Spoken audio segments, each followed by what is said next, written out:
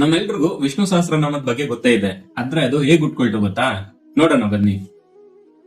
ಮಹಾಭಾರತದಲ್ಲಿ ಕುರುಕ್ಷೇತ್ರ ಯುದ್ಧ ಆದ್ಮೇಲೆ ಭೀಷ್ಮ ಬಾಣಗಳ ಹಾಸಿಗೆ ಮೇಲೆ ತನ್ನ ಕೊನೆ ಉಸಿರಿಗಾಗಿ ಎದುರು ನೋಡ್ತಿರ್ಬೇಕಾದ್ರೆ ಶ್ರೀಕೃಷ್ಣ ಧರ್ಮರಾಯನ ಹತ್ರ ಏನ್ ಹೇಳ್ತಾನೆ ಅಂತಂದ್ರೆ, ಭೀಷ್ಮ ಸತ್ ಮೇಲೆ ನಿಮ್ಗೆ ಧರ್ಮೋಪದೇಶ ಮಾಡೋರು ಯಾರು ಇರಲ್ಲ, ಈಗ್ಲೇ ಎಲ್ಲವನ್ನ ಕೇಳಿ ತಿಳ್ಕೊ ಅಂತ ಹೇಳ್ತಾನೆ. ಆಗ ಧರ್ಮರಾಯ ಭೀಷ್ಮನ ಹತ್ರ ಹೋಗಿ ಏನ್ ಕೇಳ್ತಾನೆ ಅಂತಂದ್ರೆ, ಧರ್ಮದಲ್ಲಿ ಅತ್ಯಂತ ಶ್ರೇಷ್ಠವಾದ ಧರ್ಮ ಯಾವುದು? ಈ ಲೋಕದಲ್ಲಿ ಅತ್ಯಂತ ಶ್ರೇಷ್ಠವಾದ ವ್ಯಕ್ತಿ ಯಾರು? ಯಾರನ್ನ ಪೂಜೆ ಮಾಡ್ಬೇಕು? ಯಾರನ್ನ ಜಪ ಮಾಡಿದ್ರೆ ಸುಖ ಸಂತೋಷ ವಿಜಯ ಲಭಿಸುತ್ತೆ, ಹಾಗೆ ಕೊನೆಗೆ ಮೋಕ್ಷ ಲಭಿಸುತ್ತೆ ಅಂತ ಕೇಳ್ತಾನೆ. ಆಗ ಭೀಷ್ಮ ತುಂಬಾ ಗಂಭೀರವಾಗಿ, ಆದಿಯಿಂದ ಅಂತ್ಯದವರೆಗೂ ಪರಮಾತ್ಮ ಒಬ್ಬನೇ, ಅವನೇ ಶ್ರೀ ಮಹಾವಿಷ್ಣು. ಆತನಿಗೆ 1000 ಹೆಸರುಗಳಿದಾವೆ.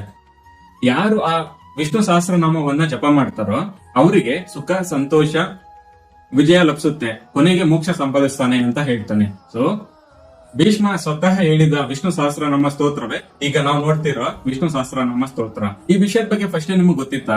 ಗೊತ್ತಿದ್ರೆ ಎಸ್ ಅಂತ ಕಮೆಂಟ್ ಮಾಡಿ. ಹಾಗೆ ಈ ವಿಡಿಯೋಗೊಂದು ಲೈಕ್ ಮಾಡಿ, ನಿಮ್ಮ ಫ್ರೆಂಡ್ಸ್ ಅಂಡ್ ಫ್ಯಾಮಿಲಿ ಮೆಂಬರ್ಸ್ ಗೆ ಶೇರ್ ಮಾಡಿ. ಧನ್ಯವಾದಗಳು.